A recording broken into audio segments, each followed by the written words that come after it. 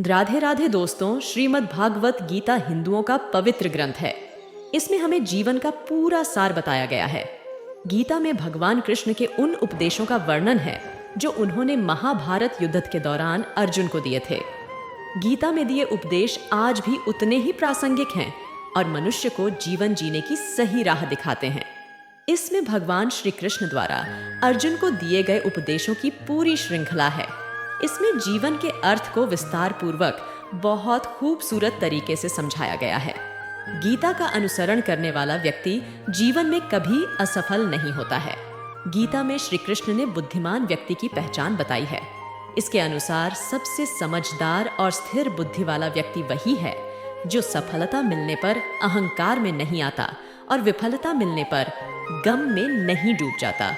गीता में श्री कृष्ण कहते हैं कि समय कभी एक जैसा नहीं रहता। जो दूसरों को बेवजह रुलाते हैं उन्हें भी रोना पड़ता है। जो दूसरों को दुख देते हैं आगे चलकर उन्हें भी दुख भोगना पड़ता है। श्री कृष्ण कहते हैं कि केवल डरपोक और कमजोर ही चीजों को भाग्य पर छोड़ते हैं, लेकिन जो मजबूत और खुद पर भरोसा करने वाले होते हैं वे कभी भी नियति या भाग्य पर निर्भर नहीं करते। गीता के अनुसार सिर्फ दिखावे के लिए अच्छा मत बनो। वो परमात्मा आपको बाहर से नहीं बल्कि भीतर से भी जानता है। इसलिए कोई भी बदलाव पूरी तरह से स्वयं के लिए होना चाहिए। आप खुश हैं या दुखी, यह दोनों आपके विचारों पर निर्भर है। अगर आप प्रसन्न रहना चाहते हैं तो आप हर हाल में प्रसन्न ही रहेंगे। अगर आप अपने मन में बार बार नकारात्मक विचार लाएंगे तो आप दुखी ही होंगे। विचार ही हर व्यक्ति का शत्रु और मित्र होता है। श्री कृष्ण कहते हैं, किसी के साथ चलने से ना तो कोई खुशी मिलती है और ना ही लक्ष्य।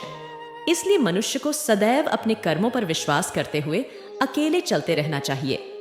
गीता में श्री कृष्ण ने कर्म योग, भक्ति योग और ज्ञान योग को ही कल्याण का प्रमुख साधन बताया है। कर्म के प्रवाह से संबंध का टूट जाना ही जीवन का लक्ष्य है और यह लक्ष्य उपर्युक्त तीनों मार्गों से प्राप्त हो सकता है।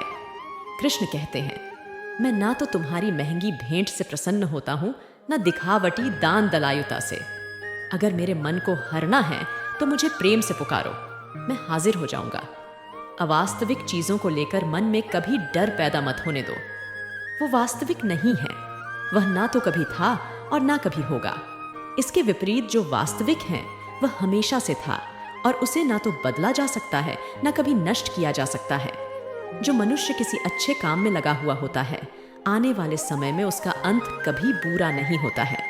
मनुष्य अपनी 3 प्रमुख कृतियों द्वारा नरक के द्वारा पर पहुंचता है। वे तीनों कृतियां काम, क्रोध और लोभ हैं। मनुष्य का समस्त निर्माण उसके विश्वास के फलस्वरूप होता है। जैसा वह सोचता है उसी के अनुरूप वह बनता है। परिवर्तन इस संसार का नियम है। एक नजर में तुम असीम संपत्ति के मालिक बन सकते हो, दूसरी नजर में तुम दरिद्र बन सकते हो।